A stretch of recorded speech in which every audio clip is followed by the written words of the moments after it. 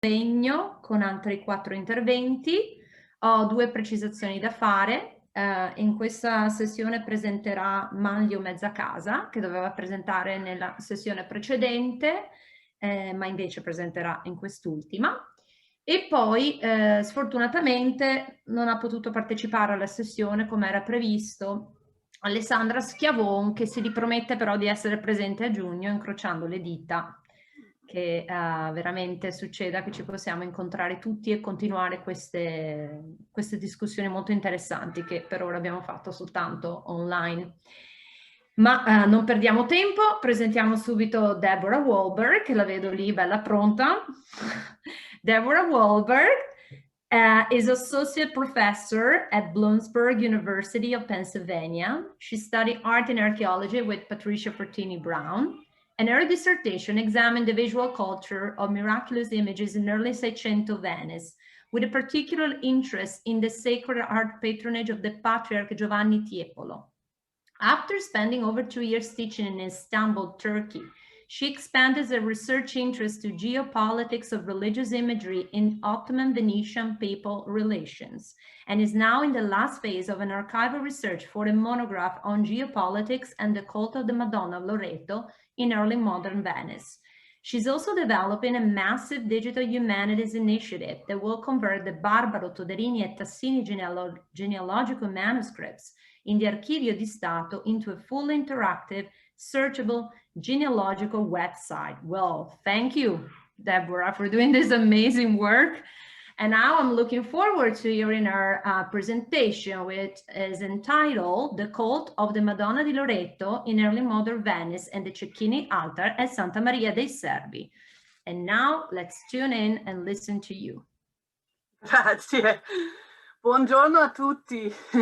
Vorrei ringraziare tutti coloro che sono coinvolti nell'organizzazione di questo convegno scientifico di così alto livello e sono molto contenta di essere stata invitata a partecipare. Come Evelina ha detto, questo paper presenta una breve tappa in una ricerca molto più ampia sulla geopolitica e il culto della Madonna di Loreto a Venezia nel periodo moderno, sulla quale scrivo prossimamente una monografia. Come tanti altri studiosi lavorando con l'arte ed architetture scomparse, le mie indagini sono state bloccate dalle chiusure di biblioteche, archivi e per me confini, per quanto questa presentazione è ovviamente un lavoro in corso. E devo anche chiedere, si può fare domande in italiano, ma vi chiedo scusa se, dato che non parlo italiano da più di 15 mesi, per essere il più chiaro possibile nelle mie risposte a vostre domande, preferirei dare le mie risposte in inglese. E adesso vi condivido lo schermo.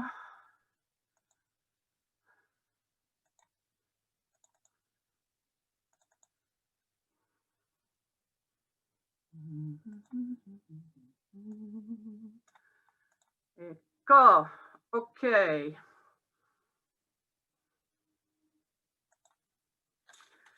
On the 30th of July of 1628, Camilla Vidali, the widow of the wealthy merchant Gerolamo Girardi Cecchini, was granted permission to erect an altar in the nave of Santa Maria dei Servi under the Barco, directly to the left of the main portal upon entering the church. Construction of the altar was begun almost immediately, with 2 steps of pietra di Rovigno and a pair of Ionic columns of breccia di Brentonico. Domenico Tintoretto was commissioned to paint the altarpiece, which featured the image of the Madonna of Loreto with cherubs, the saints Rocco, Lorenzo, and Gerolamo, and a donor portrait. The altar and its altarpiece have long since disappeared, along with every other altar in Venice dedicated to the Madonna of Loreto, save one, in San Polo. The lack of both visual and archival information on the Venetian altars dedicated to the Virgin of Loreto has impeded our understanding of her cult in early modern Venice. But research by Esther Brunet, and hopefully my own endeavors, are beginning to reveal the importance to Venetians of the sanctuary at Loreto and its Madonna in the period between the Battle of Lepanto and the Treaty of Passarowitz. The history of the Cecchini altar at the Servi is only one piece in the complex puzzle of this cult in Venice. A quick historical overview of the cult of Loreto is in order before examining the Cecchini Commission at the Servi. Located on the Adriatic coast south of Ancona, the tiny town of Loreto is the oldest continuously functioning Marian pilgrimage destination in the world. Unlike the later Marian sanctuaries of Lourdes, Fatima, and Medjugorje, whose foundations are based on miraculous apparitions of the Virgin Mary, Loreto's fame is derived from its possession of what the faithful believe is an actual relic from apostolic times, the physical house in which the Virgin Mary was born and the Annunciation took place. The house itself is unique in that it functions both as relic and as reliquary, since a niche above its interior altar contains a small statue of the Virgin and Child that is believed in itself to be miraculous. Her story began the night of the 10th of December of 1294, when citizens of the coastal town of Recanati in the Marca d'Ancona stumbled across a building that had suddenly appeared in the middle of the road on a hill overlooking the town. They were unable to fathom the odd appearance of the structure, which lacked a fourth wall and roof, so the Virgin Mary appeared to explain to them that this was her natal home, rescued from the infidel by angels.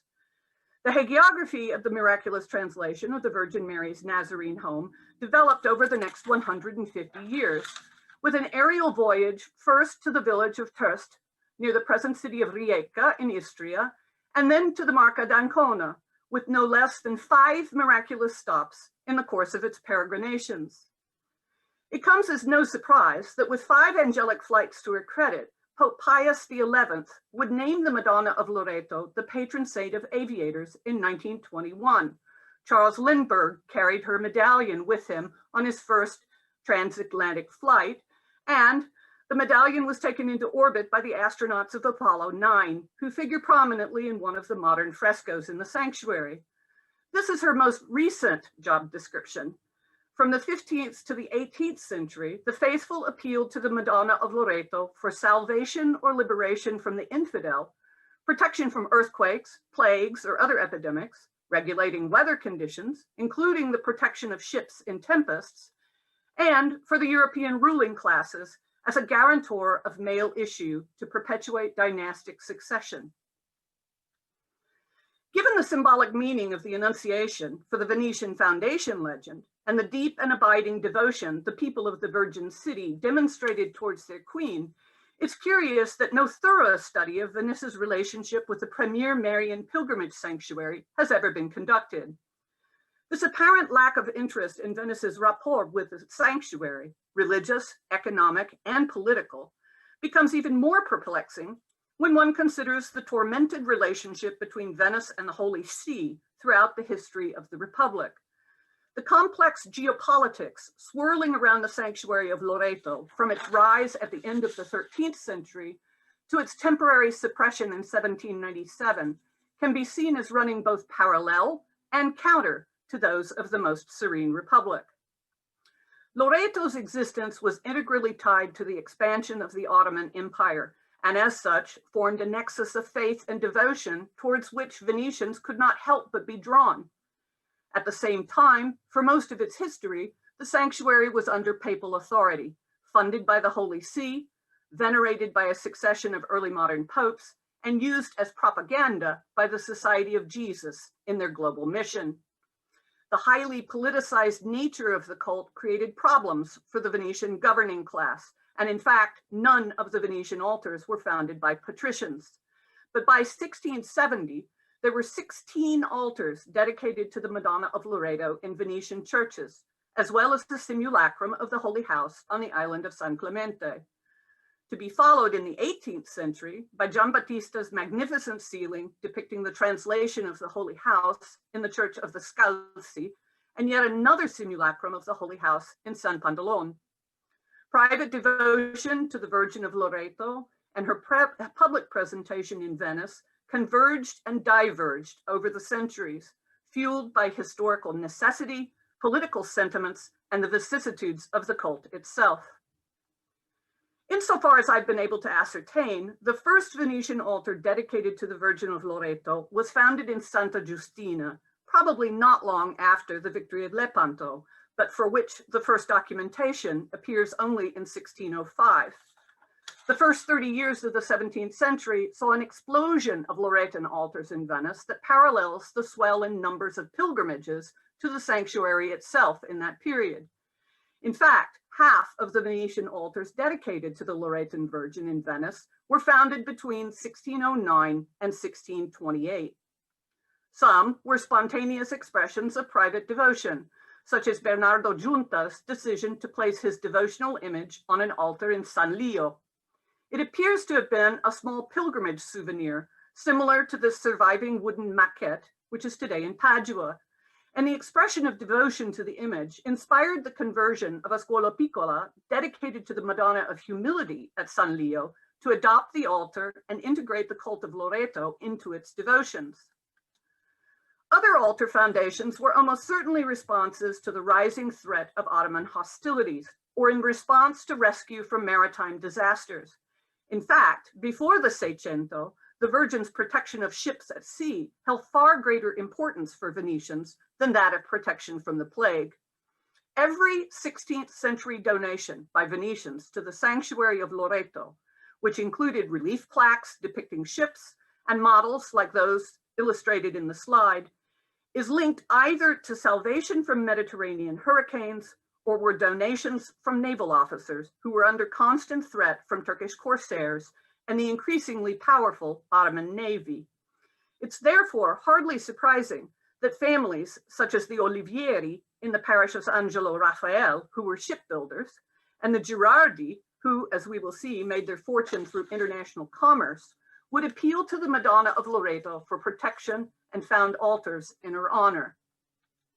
Now, the Madonna of Loreto was venerated in the Marche as a plague saint from the 1480s on, but votive offerings in thanks for salvation from the plague in the form of altars dedicated to the Virgin of Loreto did not appear in Venice after the plague of 1575 to 76, but only after 1631.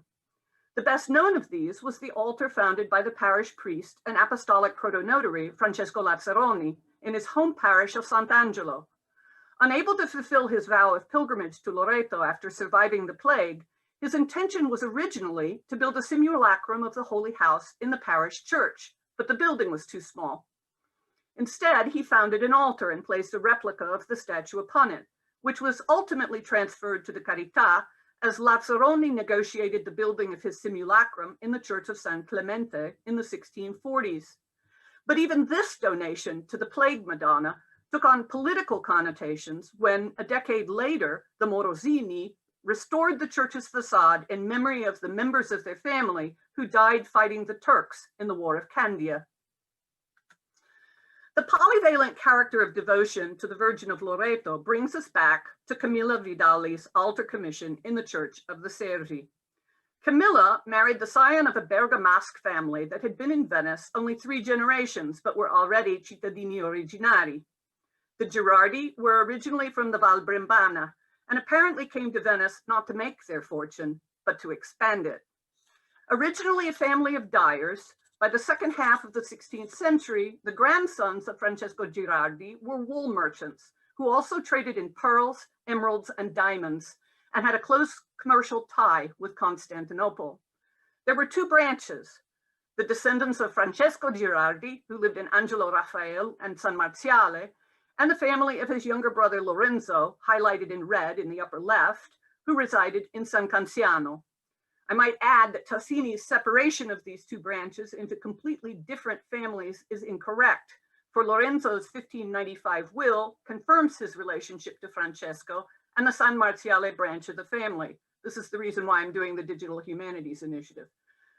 By the 1570s, Francesco's sons, Giovanni Maria and Lorenzo, who are highlighted in red at either side of the center of the family tree, and then with Girolamo and Camilla below Lorenzo at the right, had acquired large tracts of land in the Marca Trevisana and had purchased a palazzo from the Leoncini family, today the Hospital of the Fate Bene Fratelli. The brothers also opened a saponificio after the acquisition of more land and houses in the vicinity. The extent of the family fortune at the end of the 16th century can only be estimated. However, they owned considerable land holdings, not only in the Veneto, but also in their home region of Val Brembana and in the Kingdom of Naples. Camilla Vidali came from another wealthy merchant family, though I've not been able to trace her father Raimondo's family line. In more than one secondary source, he's referred to as a count, but in parsing out the extended Girardi family history, I've discovered an extraordinarily high level of disinformation. Suffice it to say that in 1595, Raimondo Vidali, together with the patricians Pietro Michiel and Tommaso Mocenigo, lost a merchant ship that wrecked in waters off the coast of Catania and were forced to hire 3 Sicilian procurators to recover its remains. So Raimondo was also involved in international commerce. In every document associated with her, and there are quite a few of them, Camilla presents herself as rapacious, quick-tempered, and litigious, and she had no qualms about lashing out at her own family when she felt the need. The foundation of the altar at the Servi is rooted in one of those altercations, for when Camilla was granted the right to build it in 1628, it was discovered that the family had already purchased ius patronatus of an altar in 1569. This would have been negotiated by Girolamo's father, Lorenzo, and his uncle, Giovanni Antonio, who had always operated as a fraterna. Apparently, they built the tomb, but not the altar, as Lorenzo was buried at the Servi sometime before 1605, and Girolamo's brother, Giacomo, requested burial with his father that year.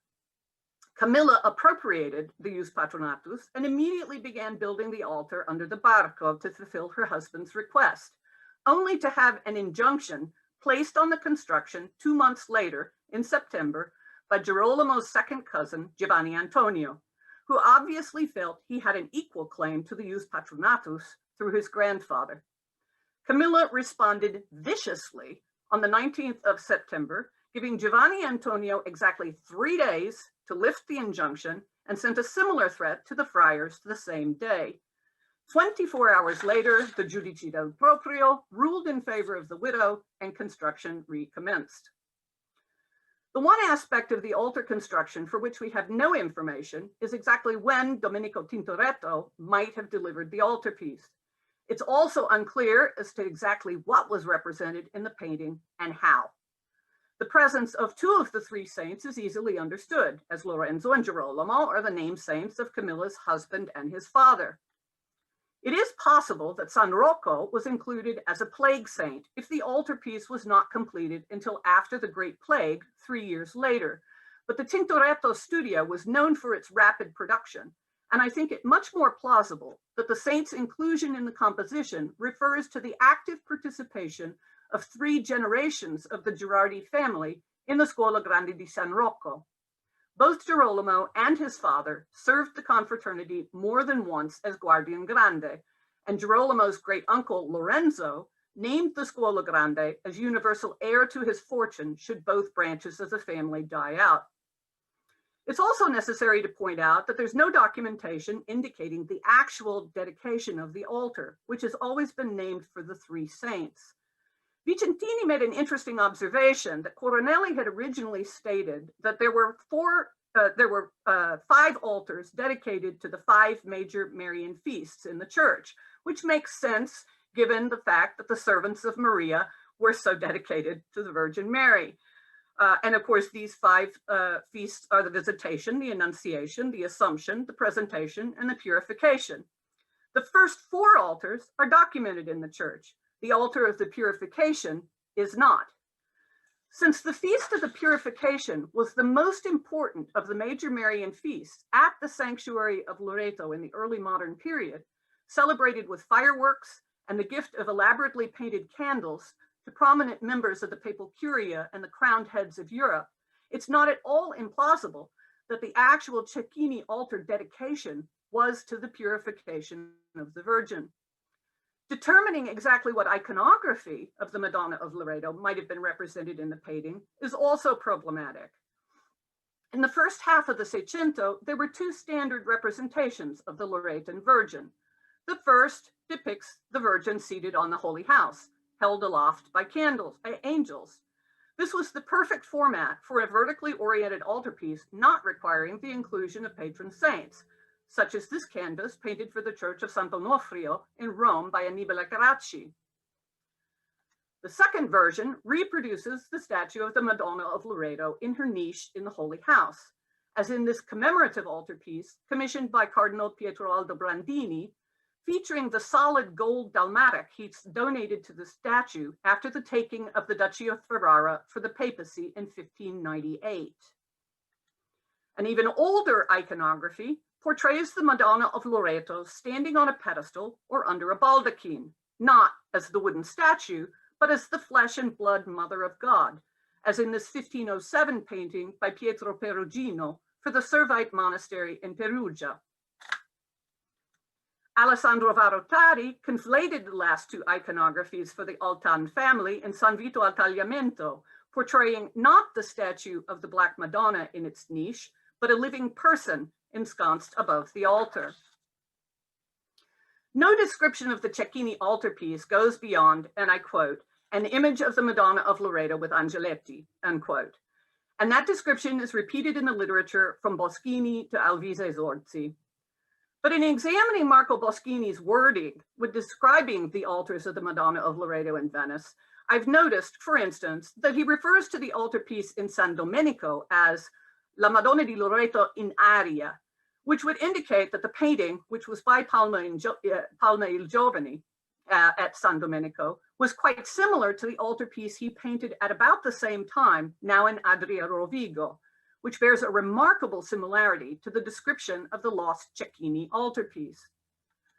This leads me to believe that, given the presence of the angeletti, the Cecchini altarpiece was either a depiction very similar to the Palma altarpiece on the left, or possibly something akin to the Paravanino altarpiece with the addition of a donor portrait. But ultimately, it's impossible to determine the form the Loretan Virgin took in the Cecchini altarpiece with any certainty. So why the Madonna of Loreto for the Cecchini family altar? It appears not to have been a plague voto, as the date is too early, and Camilla Vidali pushed through the construction with lightning rapidity. One can almost imagine her stalking down the fondamenta from her palazzo to the Misericordia to stand in the doorway of the Robusti workshop and haranguing the poor painter to complete his work.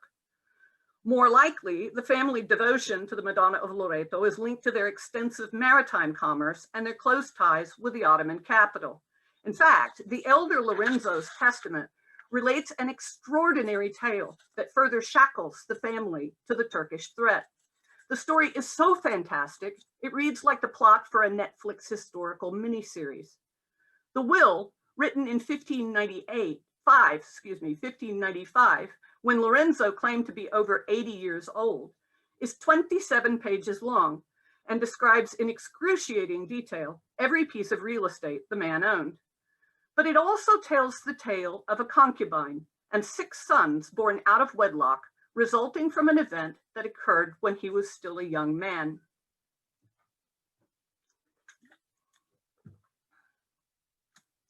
In 1537, Turkish forces sacked the town of Ugento in the region of Otranto in the Kingdom of Naples. An 11-year-old girl named Porzia Pedilongo and her duenna were captured, sent back to Constantinople, and sold into slavery.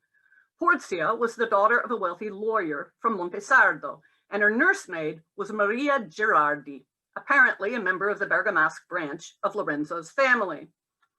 As he was living in Constantinople at the time, Lorenzo took it upon himself to try to locate the girl and liberate her. He paid 200 zecchini to free her and placed her with a Turkish Christian convert while waiting for news from the Pedilongo family regarding her repatriation. In the meantime, the girl's Turkish owner returned from serving in the Ottoman forces in Moldavia, only to discover that his wife had sold off his slave and went on a rampage to find her. Lorenzo was forced to send the girl into hiding, and for 2 years paid for all her clothing and living expenses before finally deciding to wait no longer for her family to reclaim her.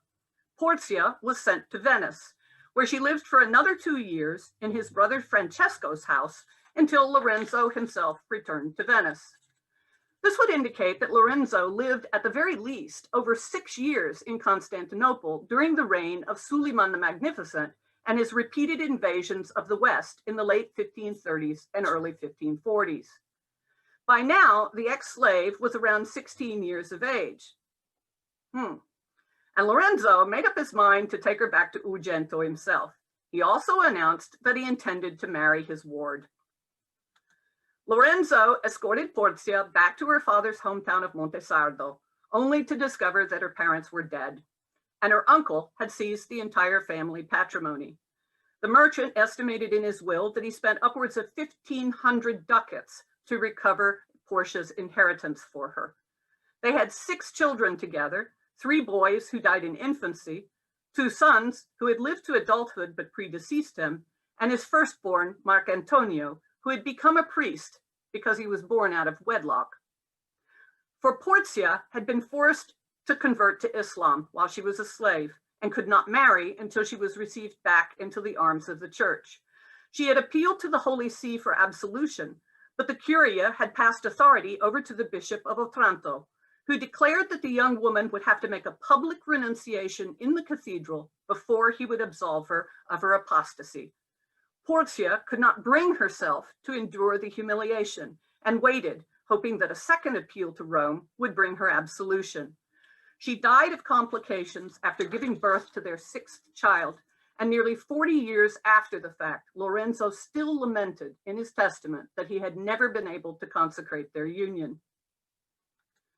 Porzia's story touched both sides of the Gherardi family. She would have lived with Girolamo's father, who was approximately the same age, while waiting for her benefactor to return from the Sublime Porte. 40 years later, in 1595, Lorenzo was still dealing in pearls, together with his nephews Giovanni Maria and Lorenzo, as well as Girolamo, and in his testament had requested that money he owed be sent to his Turkish agent, Mehmet Çelebi. Though Lorenzo the Elder preferred burial in Santa Maria Nova and had no investments in Santa Maria dei Servi, his life, bound together with those of his nephews and their families, was integrally linked to the Ottoman world, both its financial opportunities and its dangers. What better patron saint for the Gherardi family than the Virgin of Loreto, who protected men in peril on the sea, as well as those who risked their families and fortunes in commerce with an empire that had sworn to conquer Europe. Thank you. Thank you for this very interesting saga.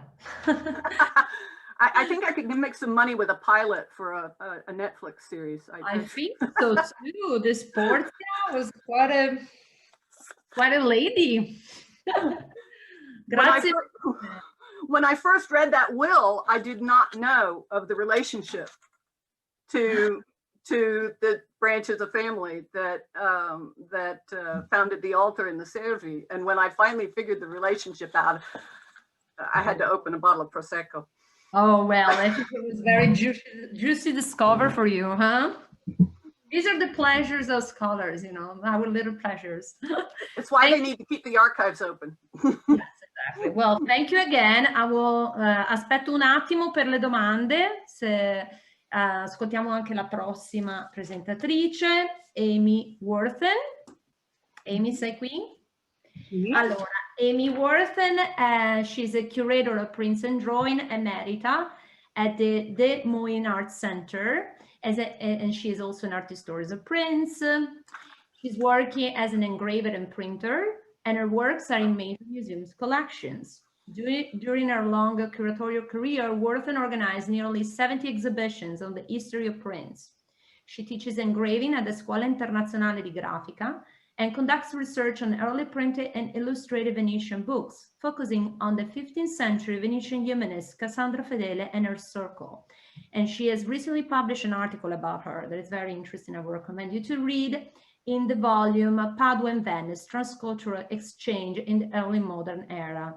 But today she's betraying Cassandra Fedele, and she's talking about her teacher, because the title of her presentation is Gasparino Borro e Santa Maria dei Servi. So let's enjoy this presentation. Okay, someone needs to turn my video on at your end. Because I can't start the video because the host has stopped it.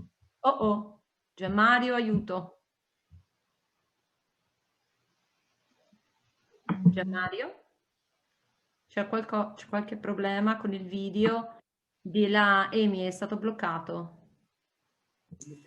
Cosa succede? Ha detto Amy che il suo video è bloccato. L'host l'ha bloccato, io non ho bloccato niente. Ecco. Ci siamo, vediamo Okay. tutto. Procedi. Ok, dall'inizio. Ok. Ok. Vorrei ringraziare Gianmario e i curatori e vorrei dedicare la mia conferenza alla memoria di Carolyn Wilson. E adesso proseguo in inglese. The year is 1490. In Venice, the publishers Scotto and Locatelli have just issued a new edition of the Tractatus de Sfera, an astronomical text written in Paris around 1220 by astronomer John of Holywood, known as Sacrobosco. This classic university text had circulated in manuscript for centuries. The first printed editions were made in Venice and Ferrara in 1472. Printed Sacroboscos are bestsellers in Venice. Scotto's new edition featured Hieronymus de Sanctis woodcut frontispiece of the personification of astronomy, seated between the muse Urania and Pythagoras. The book is illustrated with recycled relief printed diagrams and instructional pictures. At Santa Maria dei Servi, the friars, students, and the city's intellectuals gather in the mensa to listen to Gasparino Borro lecture on Sacrobosco. They love Fra Gasparino's explanations and critiques.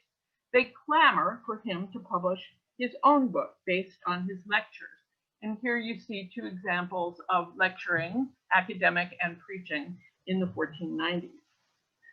Borro described the scene. And this is now Borro's book.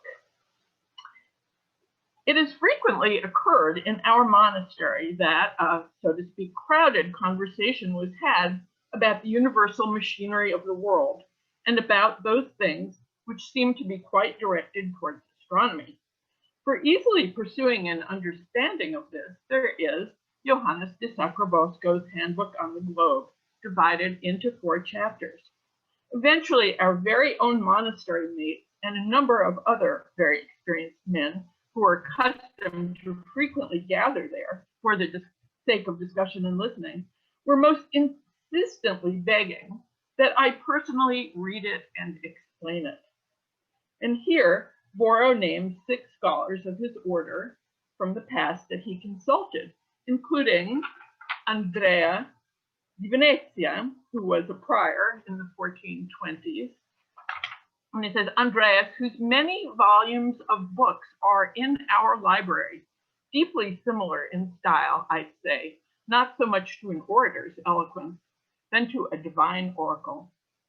And Gasparino also names our teacher, Paolo Albertini.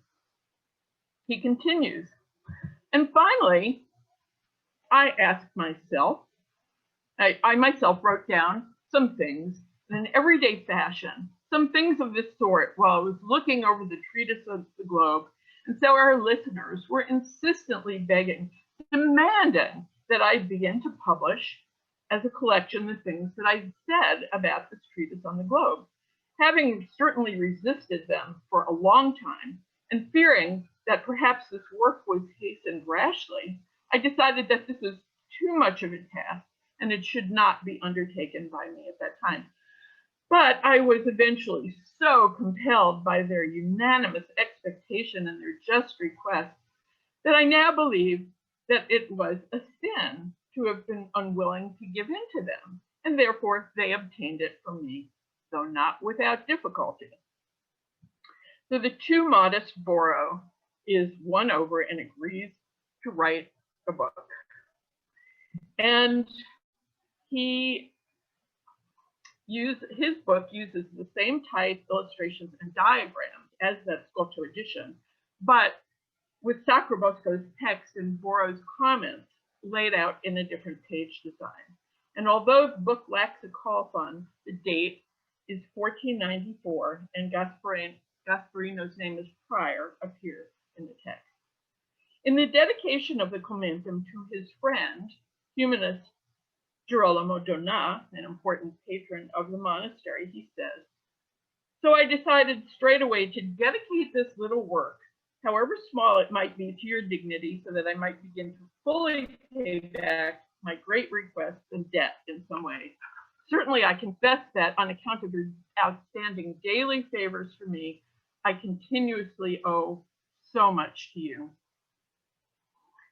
Well, although the dedication makes sense for patronage reasons, and let us remember that the name Hieronimo Donato as procurator appears on the lintel of the main portal of the church, which was dedicated in 1491, the dedication of the book to him was even more appropriate because Donat was thoroughly conversant with Aristotelian natural philosophy. The Hebrew Cretan scholar and philosopher Elio del Medico, in his book Questiones Ioannis de Anduna, written by 1480, published in 1487, mentions that Donat's masterful public disputation in Padua on the question de primo motore and de efficientia mundi inspired him to write his own book. And you can see this described in that the last 6 lines there. Well, who was Gasparino Borro? And what else can his writings tell us about Santa Maria dei Servi?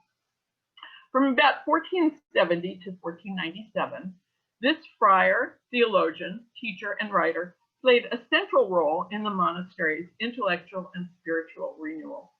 Today, I'll tell you something of Gasparino's life, and will introduce 3 texts he wrote, which not only reveal the diversity of his interests, but also, I suggest, amplify our vision of his social, intellectual, and spiritual communities, and even convey a sense of his personality. The first text is the example of Borro's theological reasoning in his commentary on Sacrobosco. The second text is a document that Borro wrote confirming a papal indulgence to the confraternity of Beato Simonino Trent at the Servi.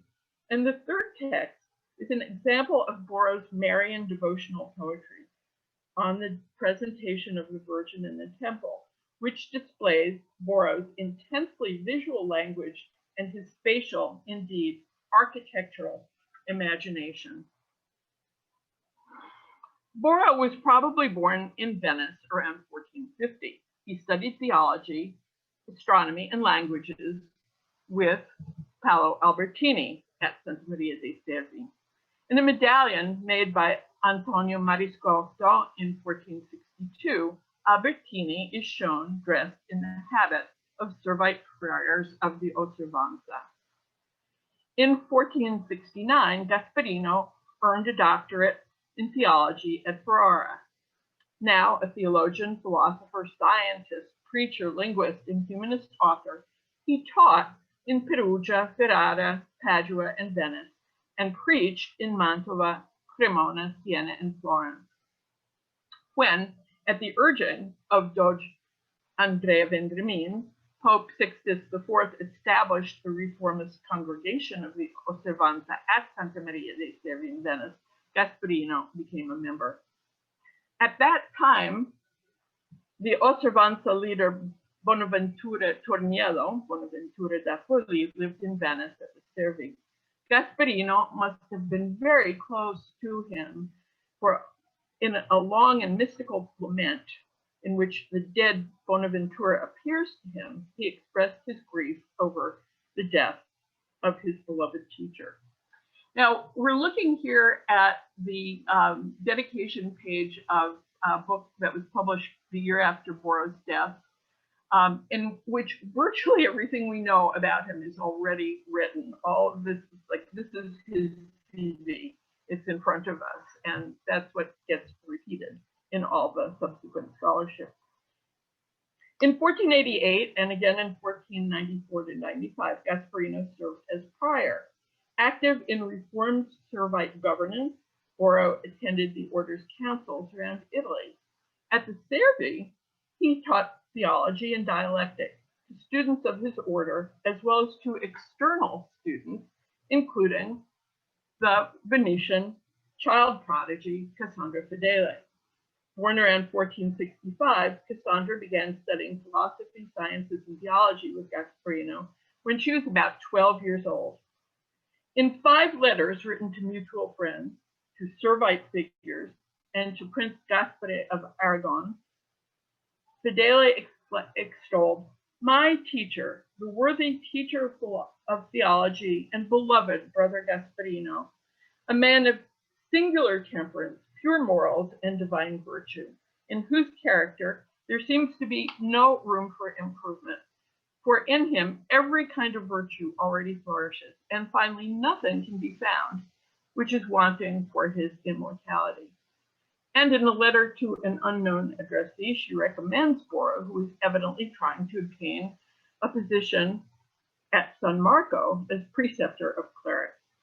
This man, whose virtues and learning are so well known that these attributes would serve as references by themselves, is a priest who was once my teacher.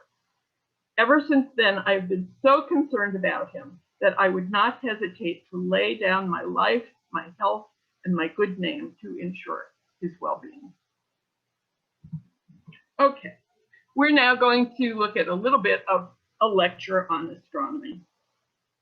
In an orderly and reasoned way, Borro guides us through the 4 books of Sacrobosco while attempting to reconcile classical conceptions of the spherical earth with ideas of the world in Christian theology. And I would point out that the larger text, the larger type size, is Sacrobosco, and then the smaller text type size is Borro's commentary.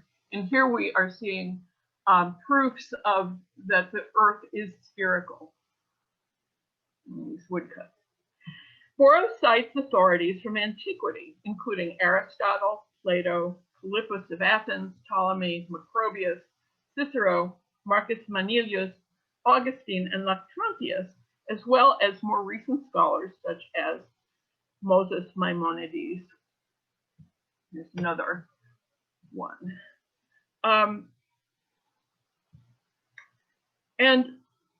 But he examines arguments about whether the antipodes exist and whether they are inhabited. This is a small miniature from an illustrated French manuscript of 1478 of St. Augustine, the City of God. And you can see how people were thinking, well, if the globe is spherical, you see the people heads down, that's at the bottom of the world. So here's his argument, and that's there. From the theological point of view, it must be said that there are no antipodes. And the reason is that such men would have to be descended from Adam or from some other man. If they were descended from Adam, how would they have reached those regions which are inaccessible? And if they were descended from another man, either he would have been in a state of original sin, or else he would not be. If he were not, then a state of innocence would be found there, which is something which cannot be entertained. And if he were in a state of original sin, how would he have been cleansed from it? Not by Christ, whom these beings never knew, nor by the apostles. Therefore, another law and another true faith would have been given them, which is all absurd. Borro published this a year or two after news of Columbus's first voyage reached Venice in the summer of 1493. What did he think when he learned that the antipodes were inhabited? And it seems that the prior general of the order, Antonio Alabanti da Bologna, had already begun discussions about sending missionaries to the New World. And in the 16th century, Servite missionaries participated in the evangelization of the Americas. An indulgence for the confraternity of the Beatus Simonino of Trent. In 1475, Jews in Trent were accused of the ritual murder of a little Christian boy, Simonino. A cult rapidly grew around this blood libel. There was plenty of support among Venetian patrician and humanists for anti-Semitic persecutions, although during his reign in 1474-76, Doge Pietro Mocenigo had resisted the spread of the cult and attempted to protect the Jews in Venetian territories.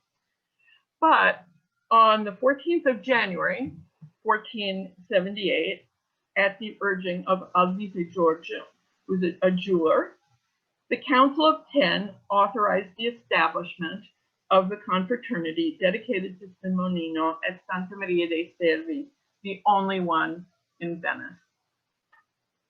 In 1495,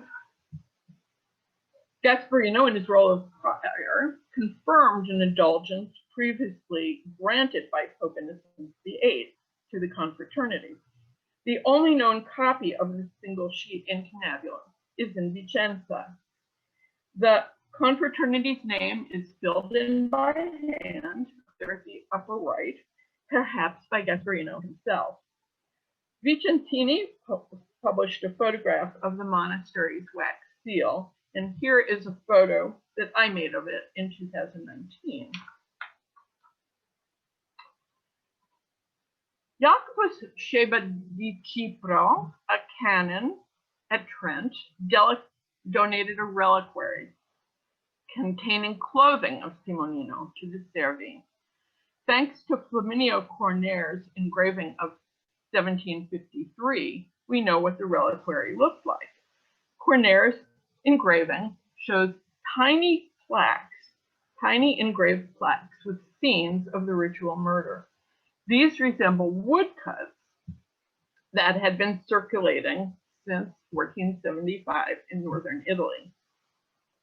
During the 18th century, Cornaire conducted a one-man campaign to revive the cult of Simonino. A view of the reliquary seen from a different angle was drawn by Giovanni Grevenbach and is reproduced here in Vicentini. According to Vicentini, during the 15th century, this reliquary would have been kept in a cabinet in the sacristy, where the altar of the relics was not built until 1533. Okay, the poetry. A gifted and prolific poet in Volgare, Gasparino composed long and short-form poetical works. His 200-page Trionfi Sonetti Canzon e Laude della gloriosa Madre di Dio Vergine Maria were collected, the poems were collected and published in 1498, the year after his death. Other of his manuscripts, his unpublished manuscripts, were destroyed in the library fire, but a list survives. Oh, and here I just wanted to note that Girolamo Donat was the Podesta of Brescia in the year this was published. There's a possible connection, though he's not listed in the book. So the Trionfi includes 6 triumphs, 1 lament, 148 sonnets, 2 songs, 12 lauds, 2 stramboti, and 1 sonnet in praise of Gasparino. The triumphs of the Virgin. Using Petrarch's 6 triumphs as a model, Borra wrote 6 triumphs of the Virgin. The presentation of the Virgin in the temple is the one that we're going to look at. It follows, the chapter 1 follows traditional apocryphal texts, such as 2nd century AD Proto-Evangelium of St. James, that narrate the moment of 3-year-old Mary ascending the temple stairs. See, which I've transcribed here. And I'm glad Linda Boran is on this meeting now. And here you can see just the 3-year-old Mary going up the stairs that at that age, no child had ever gone up steep stairs as well as she could. So the chapter 1 is the narrative of the basic narrative of what happened. But in chapter 2, Borrow flies the reader to an imaginary temple of the virtues. And here is lasciamo di terra il suo confine un più maggior disir su ne sospinge. And then he says, ne sopra l'acqua lei si cammina, ne vane fiction ancora si pinge. But then he begins to describe a heavenly temple. His description of the temple extends for 9 pages. He does not paraphrase the biblical descriptions of the temple, but rather invents an intensely visual and metaphorical architecture of 10 steps, 7 columns, arches, and soaring ceilings adorned with carvings, paintings, enamel, crystal, and amber. He conjures an atmosphere of color and light. What texts might have inspired Gasparino? Not the Proto-Evangelium of James. And I don't know enough about the dramatic setting of the presentation of the Virgin by Philippe de Mézières, performed in Venice before 1372, to know whether a temple of the virtues was described there. A possible literary inspiration for Heavenly Temple of the Virtues might be Petrarch's Triumph of Chastity, where the procession ends at the Tempio della Pudicizia Patricia. But Borrow's extravagant Temple of the Virtues seems to have been his own invention. Might he have seen images of fantastic temples in frescoes or mosaics? And here's just the page layout as we go through all these different steps and columns. This is, might he have seen Taddeo Gaddi's in Florence, or Michele Giambono's Cappella Mascoli in San Marco. Vicentini hypothesized that there was a chapel of the presentation of the Virgin at Santa Maria dei Servi, which would be the second to the left from and at the west end. But was that the dedication in Borrow's time? If so, how was it dedicated? And might we connect Borrow's vision of the child Mary entering the temple for her education with his ideas about educating girls such as Cassandra Fedele? Just as a quick aside, the tomb of the Doge Andrea Vendramin was under construction in the Church of the Servi when Cassandra was studying with Borrow. Fedele was painted by Bellini, which is repeated in this engraving in Tomasini's book of 1636. And she was wearing the pettinatura fungo, despite it being banned in 1480 by the Council of Ten. Almost out of sight on the tomb, because the bas-relief does not face forward, a basilisk who wears that pettinatura fungo is perched upon a helmet. What are we to make of this transgressive hairstyle on the tomb in the Servi? And might we also connect Gasparino's support of the education of women with Girolamo Corsi Ramos, the presumed lover of Marino Sanudo, with whom Gasparino exchanged sonnets. Gasparino's sonnet to Girolamo does not survive, but her reply to him does, in a manuscript at the Marciana, which includes wordplay on the word Servi. Conclusion. Borrow's words animate the ruined and vanished structures and spaces of the 15th century monastery.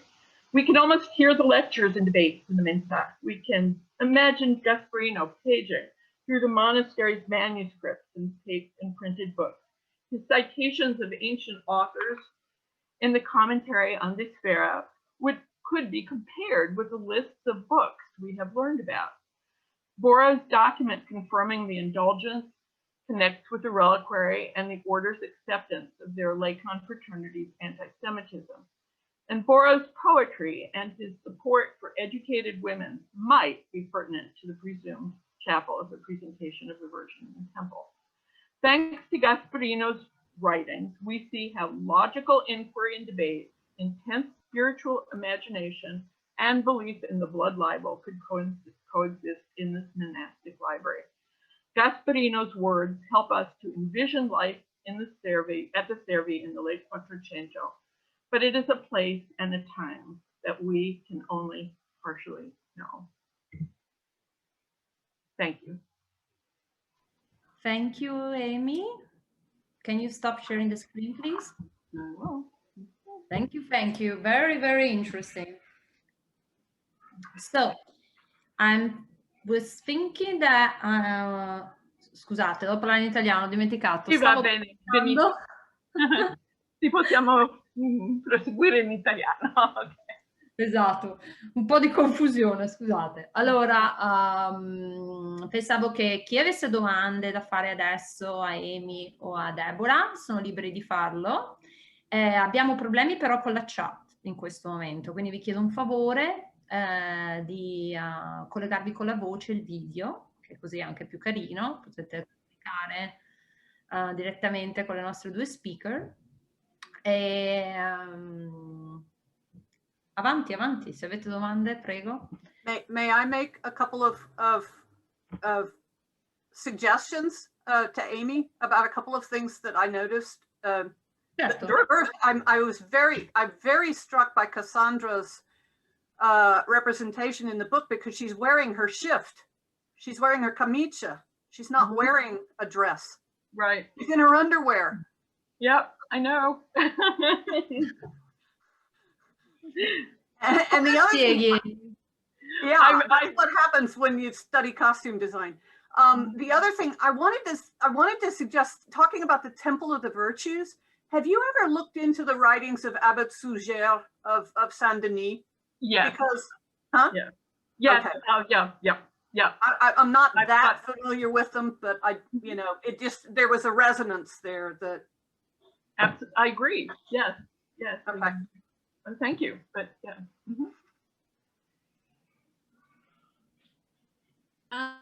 Can I make a comment? Certo, Alana. Thank you. The talk was fabulous. I enjoyed it very much because I could see a completely other side of Gasparino Borro that I haven't actually had much of a chance to see before. I don't know if Amy wants to comment further on the fact that he was also looking very much into some of the Servite Beati. So he speaks also in the Trionfi about briefly about the 7 holy founders. He also speaks about San Filippo Benizzi, and he also speaks about, I think it's Bonaventura, or Jacopo Filippo is his guide, and he has this sort of journey that's a little bit Dantesque. I don't know. Right, I'd be glad to talk about in italiano forse meglio. Ok. D'accordo, sì. Sì, questa meravigliosa raccolta soprattutto dei sonetti, questo è pieno non solo di poesie dedicate alla Madonna, al Cristo, al Dio, ma anche ai santi fondatori. E in certi casi, quando sono state canonizzate, evidenza proprio dai sonetti di Borro sono stati presentati. Borro anche è creditato con la prima formazione dell'Ave Maria, e secondo me sarebbe molto utile se per aggiungere alla bibliografia, diciamo, del nostro gruppo i Trionfi, il libro dei Trionfi, perché è un fonte inesplorato. Nella Monumenta, questo grande raccolta della storia dei scritti dei servi, gli scrittori dell'ordine, ci sono solo estratti. Non avete idea di quanto è ricca questa fonte. Ci sono solo 9 copie nel mondo, per cui se possiamo fare una scansione, esiste anche possiamo aggiungere, perché questo merita assolutamente. Certo. Amy, io avevo le foto, però non so come, cercherò di capire come posso fare condivisione, forse dovrei però... No, l'ho fotografato anch'io. Io ho consultato alla Manciana c'è una coppia, però non è completa. Quello che ho consultato per prima era Yale University and Beinecke Library. Eventualmente, mi pare che c'è la Borderline anche Huntington, Cambridge, vediamo. E poi nel monumento dell'Ordine dei Servi di Maria c'è, non so se forse c'è solo una parte che è stato stampato. Solo una parte, non tutto. Per esempio questo, il Terzo Trionfo, presentazione della Vergine, non c'è. No, e poi è un libro molto piacevole da leggere, a queste poesie bellissime, dedicate a tanti santi, tra cui una interessante per me, Santa Lucia. Quindi e volevo dire anche che il commento sul Sacro Bosco, l'unica copia che esiste è al New York Public Library. Abbiamo qualcosa anche a New York, vedi? Non è tutto alla Marciana. Volevo sapere se avessi anche trovato, c'è quest'altro servito di Venezia, il Fra Marco di Giorgio, che quando l'hanno pubblicato nel monumento avevano pensato che fosse del tardo 300, però poi mi sembra che Davide Montagna ha scritto che probabilmente lui era più del tardo 400, per cui pensavo che forse anche lui aveva qualche connessione con Borro. Di questo non so dire. Okay. No, neanche io, sinceramente. C'è qualcuno nel pubblico, forse padre Lino Pacchine o qualche altro esperto servita che ci sta ascoltando, che può aiutare Alana con questa informazione, o qualcuno che ha domande per Deborah. Salve. Buonasera. Ma di Gasparino Borro avevamo messo in risalto la sua opera nella mostra che si è fatta a Venezia nel 1983 in occasione del 750° anniversario dell'ordine, però non è stato sviluppato uno studio su questa sua persona. Io quello che ho sentito questa sera devo dire che è stata una rivelazione per me, è stato veramente un vedere le sue ecco, sì, qualità di compositore, ma anche di astronomia e tutto il resto. È stato veramente un grande e merita di essere senz'altro studiato. Grazie a Wharton. Grazie. Volevo dire che nel 1970 Ileana Renzi Veronesi ha pubblicato un'opera importante dedicata alle opere letterarie di Borro, ma non dice niente sul commentario di quel lavoro scientifico. Questo ho consultato sia alla Marciana ma anche alla Biblioteca Berica. Ok. C'è qualcuno adesso che ha qualche domanda? Spostiamoci a questa Madonna di Loreto con questa storia interessante. Tra l'altro io devo ammettere che non sapevo che fosse così venerata a Venezia. Quindi si impara sempre qualcosa di nuovo. E perché tutti gli altari ormai sono diventati o altare dedicato alla Madonna del Rosario o sono scomparse? No, però hai fatto vedere quel bel simulacro in San Clemente. Ah sì, no, Venezia è l'unica città nell'Europa con 2 simulacri. Quindi ricordami, San Clemente e San Pantalon. San Pantalon. Oh. Io ho negli una anni domanda. 40 del 700. Negli anni 40 del 700. Ho una domanda 48 se mi ricordo. riguardante il mio interesse per i pellegrini. Sai niente? Sta per pubblicare qualcosa? No, era la tesi di dottorato di Esther Brunet. Ok, su questi simulacri? No, Oh. su quella di San Pantalon. Ah, su quello di San Pantalone. Ok, guarderò. C'è una pubblicazione su 6, se mi ricordo, 6 simulacri in Italia, non mi ricordo. Adesso io sono terribile con la bibliografia, mi dispiace. Sono Comunichiamo privatamente dopo. Sì, ma quello... Ma volevo chiederti se ci sono qualche testimonianza di interazione di pellegrini con questi simulacri. Adesso...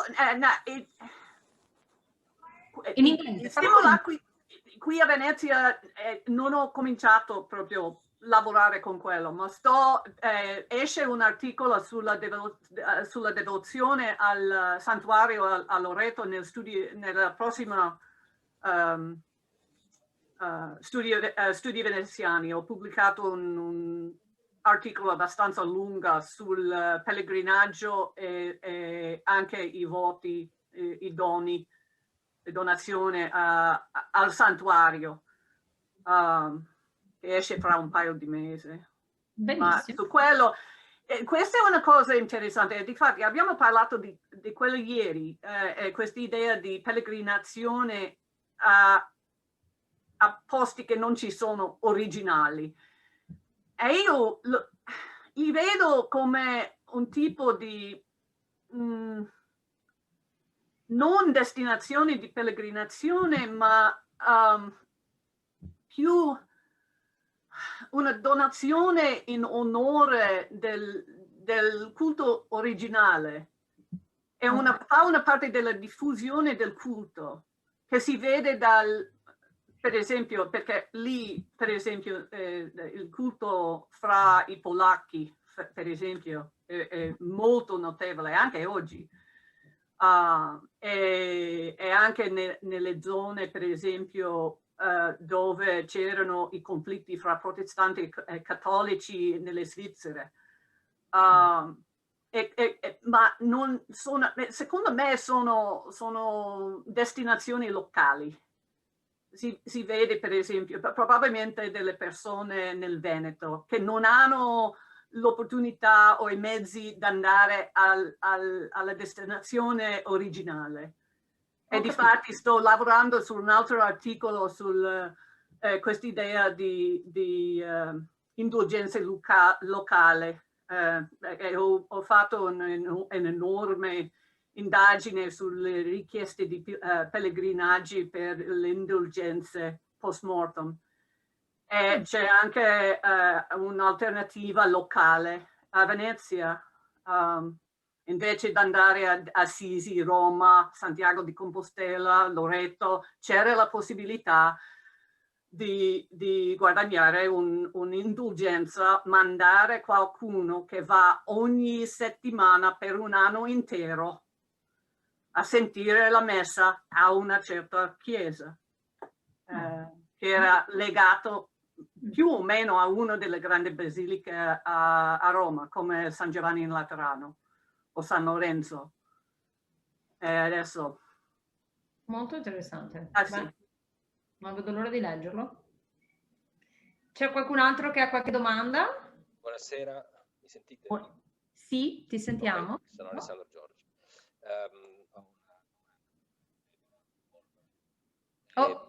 Adesso ti abbiamo perso, ecco. Mi sentite?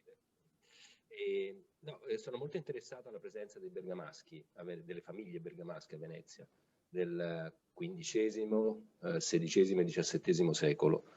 E ero molto interessato appunto nell'ascoltare Francesco Girardi, dove posso reperire queste informazioni, soprattutto se i cecchini anche erano bergamaschi. Questo è un problema. È un bel problema perché ci sono due diverse opinioni sulla famiglia Cecchini e questa adozione del cognome. C'è un tesi che non ho ancora consultato, scritto da Stefano Botti. Sì. Penso che è una tesi di laurea, non di dottorato. Sì. e lui lavorava con l'archivio a Cairano di San Marco, nella Marca Trevisana, dove c'erano la maggior parte dei campi comprati dai Girardi, Sì. più o meno durante la seconda metà del 500. E Ok. c'è anche un piccolo archivio lì. E lui aveva fatto, c'è un website sulla città, dove Ok. lui ha fatto una piccola storia. E siccome non avevo la possibilità di trovare la tesi, perché non c'è ancora, non c'è ancora sul website di Ca' Foscari e non c'era tempo, ho consultato il website per questa informazione. Sì. Tassini dice che Lorenzo Girardi si è sposato con una figlia della famiglia Cecchini, Ok. e non c'erano maschi. Ho capito. Ma ci sono diversi rami della famiglia Cecchini, cioè, se capisco bene, almeno un ramo della famiglia viene da Roma. Ho capito. E Girardi dove trovo invece? Val Brembana a Sì. Bergamo, e difatti il testamento di Lorenzo aveva un elenco, c'erano 2 rami della famiglia, uno chiamato i Girardi da Mezzo, e adesso il nome della città è Mezzo something or another, mezzo dot. Ah. E poi sua famiglia era di Conti, che sono proprio, non lo so quante chilometri di distanza. Mi scusi, se volessi fare una ricerca per trovare i testi per la famiglia Girardi, quali posso consultare? Non la sento. Se volessi fare una ricerca sulla famiglia Girardi, quali testi posso utilizzare? Non c'è quasi niente. Ah, ho capito. No, questo è tutto basato sulla ricerca archivistica. Ho capito. Va bene. Mi spiace, Grazie. soltanto Botti è l'unico che ho trovato. Com'è il nome? Stefano Botti. Botti, Questa tesi di quello che ho laurea. segnato. Tesi di laurea, d'accordo, grazie. Benissimo. C'è qualcun altro? Per favore non scrivete nella chat, perché Gio Mario continua a dirmi che non funziona e quindi... Posso fare un'osservazione sul culto appunto di Madonna di Loreto? Prego. Allora, forse sarebbe interessante da vedere questa cosa di Madonna di Tersato, vedo qua in pubblico molti colleghi di Fiume, in quanto quello è un santuario mariano che riceve molti pellegrini anche nel periodo di cui si occupa lei. E poi ovviamente questa asse tra Fiume, quello che oggi è Fiume, insomma parte di Fiume, e Stato della Chiesa, ovvero dove si trova Loreto, ovviamente non giova a Venezia, e questo culto è molto popolare su entrambe le coste adriatiche, soprattutto tra Valli e Schiavoni, appunto, che sono sudditi veneziani e non nell'epoca di cui stiamo parlando. Quindi ci ho scritto molto Francesca Coltrinari ultimamente e anche su questi simulacri in giro un po' per Europa, Erin Griffin, che immagino lei conosca bene. Quindi è molto interessante vederlo appunto diciamo, nelle assi politiche, geopolitiche ovviamente, del momento in cui questo culto è molto molto forte anche sulla costa orientale dell'Adriatico attraverso i confini degli stati. Sì, difatti, e l'altra cosa interessante è che appartiene molto di più ai nobili. Per esempio c'era almeno un simulacro e una cappella in un castello, tutti costruiti dai nobili croati. E difatti, se mi ricordo, il monastero vicino a Fiume, a Terst, è stato costruito dai Franchipan. Era Frankopane era Sì, vabbè, è francopano. un po' più complesso, però sì, diciamo Sì. di sì. No, Terst è Trieste. Questo si chiama Tersato, che è tersato in italiano, quindi è giusto per non confonderci. Io avevo, sì, no, difatti io avevo sempre problemi, stavo guardando questo, siccome non sono, io sono stata a Rijeka per il convegno nel 2015. Non sapevo a quell'epoca come importante sarebbe per me, ma difatti Tersato, Terst e Trieste, e questa è una cosa che ovviamente... E l'altro problema... Sono due cose diverse. Due cose diverse, sì, difatti. Secondo me questo è un vero problema con la letteratura mariana sul santuario di Loreto, è il fatto che è stato scritto da un uomo, ok? Grimaldi, che era un cappuccino, che era direttore dell'archivio della Santa Casa. E ha scritto quasi 25 libri, ripete sempre la stessa cosa. Dopo aver letto guardi i lavori di Francesca Coltrinari dell'Università di sì. Macerata. Lei ha scritto ultimamente tantissimo, ha pubblicato 2 libri e anche le sarà molto d'aiuto anche per le relazioni con la costa orientale. Ma qui posso solo chiedere di aggiungere delle cose ai miei colleghi di Rijeka, perché ne sanno molto più. No, è molto interessante. L'altra cosa, sto disperatamente cercando di trovare un rapporto fra i Dalmati a Venezia e la Madonna di Loreto. E l'unica possibilità sarebbe che c'era un altare dedicato alla Madonna di Loreto a San Biagio. Ma io non trovo nessuna documentazione che fa il rapporto fra la comunità dalmata e... Non sembra nella scuola dalmata che ci sia questo culto, diciamo, non nelle testimonianze che ho visto io. Va bene, grazie mille. Grazie delle precisazioni e suggerimenti. C'è qualcun altro che vorrebbe interagire? Ecco, volevo... Sì. Ciao. E volevo segnalare che a Padova c'è un facsimile della cappella della Madonna di Loreto nella chiesa di San Pietro a Padova. Se mi ricordo è anche la cappella più anziana nel Veneto, che è stata fondata nel 1605 e questa è l'ultima, è proprio quella più anziana esistente. Sì. Grazie. Mi ricordo, grazie, sì. Li sai tutti, Li messi tutti nella tua tesi, immagino, Deborah. Ma è una ricerca ampia. Immaginare, ho capito che era molto popolare. No, sembrava di scrivere un libro entro 2 anni, sto lavorando da 5-6 anni a questo punto. Vabbè, non si può mettere tutto, bisogna fare una scelta. E c'è qualcun altro che ha domande per Amy, magari? Altrimenti ne ho una io e poi possiamo fare una pausa. Okay. Nessuno domande per Amy? Allora faccio io una domanda, Amy. Ho visto un'illustrazione molto interessante nel PowerPoint che hai mostrato, dove c'è quella di Simonino da Trento sdraiato in quella specie di tavolo, con le ferite, e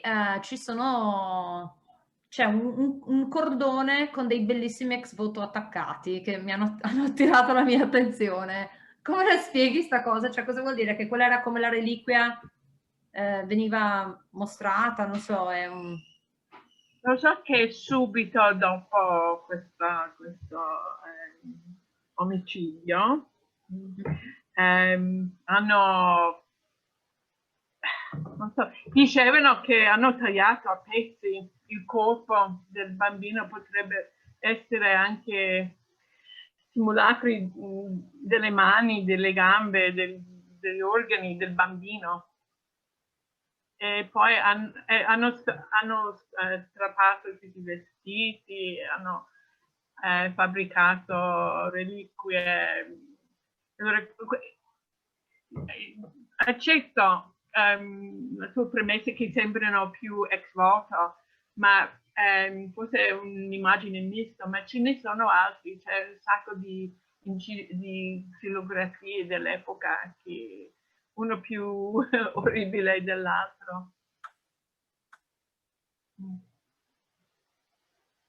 Scusate, avevo tolto l'audio perché nel mentre uno dei miei bambini è venuto a disturbarmi. Oh, okay. Questo è real time events nella mia casa. No, molto interessante, quindi vorrei, magari me li farei vedere. Ok, se nessuno ha domande, farei una pausa di 20 minuti e poi ascoltiamo gli ultimi due speaker che sono Manlio Mezzacasa e Nora Ghie.